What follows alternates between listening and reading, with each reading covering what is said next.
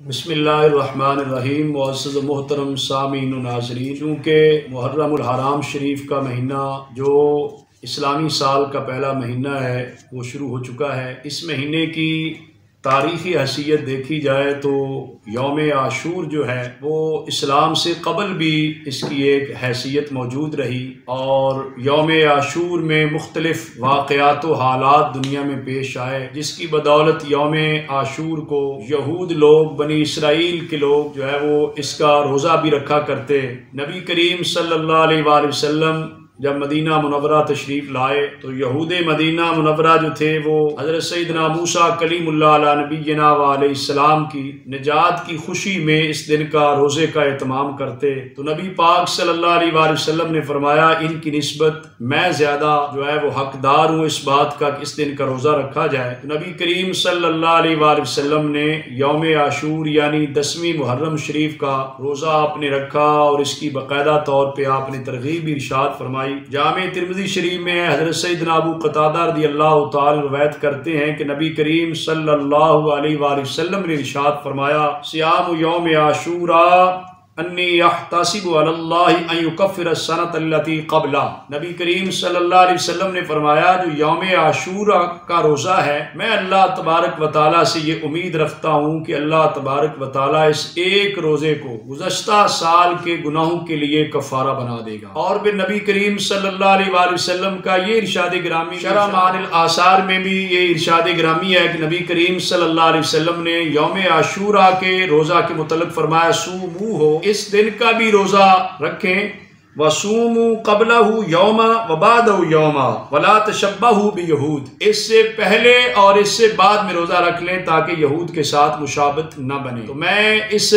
پیغام کی وسعت سے تمام اہل محبت، اہل ایمان سے گزارش کروں گا کہ یوم عاشوراء کو جو ہے وہ نبی کریم صلی اللہ علیہ وآلہ وسلم کے سنت مبارکہ کے مطابق روزے کا اہتمام کیا جائے، اور اس سے ایک دن پہلے نامی محرم الحرام یا ایک دن بعد 11ویں محرم الحرام شریف کا بھی روزہ رکھ لیا جائے، تاکہ آقا حضور علیہ السلام کے فرمان کے مطابق یہود کے ساتھ مشابہت نہ بنے۔ اور اس کے ساتھ ساتھ یہ بھی میں عرض کروں گا کہ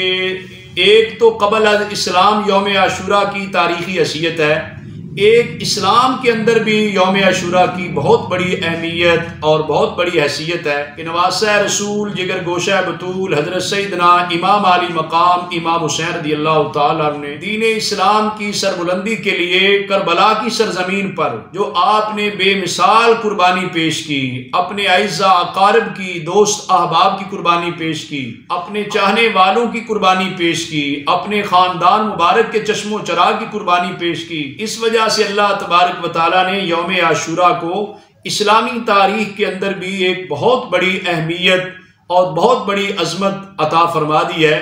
کہ تا قیام قیامت نواسہ رسول جگر گوشہ بطول حضرت امام علی مقام امام حسین رضی اللہ تعالیٰ عنہ کی اس عظیم قربانی کا تذکرہ ہوتا رہے گا۔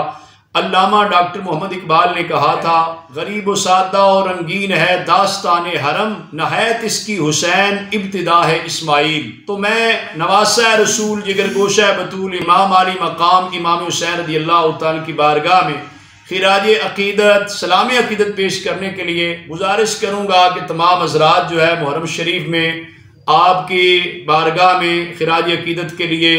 محافل کا اہتمام کریں، ختم شریف کا اہتمام کریں، صدقہ خیرات کر کے، نیک کام کر کے آپ کی بارگاہ میں جو ہے خراج عقیدت پیش کریں۔ اللہ تبارک و تعالی حضرت نواسہ رسول جگر گوشہ بطول حضرت سیدنا امام علی مقام امام حسین رضی اللہ تعالیٰ عنہ کے عظیم فیضان سے ہم سب کو مالا مال فرمائے۔ آپ نے دین اسلام کی سربلندی کے لیے جو بے مثال قربانی پیش کی، اس عظیم شہادت کے صدقے میں ہمیں بھی دین اسلام کی ترویج و اشاعت اور خدمت دین کی سعادت میسر فرمائے۔ اس موقع پر میں یہ بھی عرض کروں گا کہ ہر سال کی طرح حسب روایت انشاءاللہ تعالی I-84 جامعہ اسلام آباد میں 10 محرم الحرام شریف کو صبح 11 بجے سے لے کر وقت شہادت امام حسین رضی اللہ تعالیٰ عنہ تقریباً 3 بجے تک جو ہے ایک روحانی عظیم محفل پاک کا شہادت امام حسین رضی اللہ تعالیٰ کے حوالے سے اہتمام کیا جاتا ہے۔ تمام اپنے سننے والے اپنے چاہنے والوں سے میں گزارش کروں گا کہ جو اسلام آباد راولپنڈی قرب و جوار میں وہ اس شہادت امام حسین رضی اللہ تعالیٰ کانفرنس میں ضرور شرکت کی سعادت حاصل کریں۔ حضرات شہدائے کربلا رضی اللہ تعالیٰ عنہ کو خراج عقیدت پیش کیا جاتا ہے، قرآن خوانی ہوتی ہے، نعت خوانی ہوتی ہے، شہدائے کرام کی منقبتیں پڑھی جاتی ہیں، پھر ان کے سیرت و کردار پر جو ہے واعظ کیا جاتا ہے، خطابات علماء کرام کرتے ہیں، آخر میں خصوصی طور پہ دعا بھی کی جاتی ہے، لنگر حسینی کا انتظام ہوتا ہے۔ تمام سننے والے جاننے والوں سے گزارش کروں گا کہ اس بابرکت محفل پاک میں شریک ہو کر ثواب دارین حاصل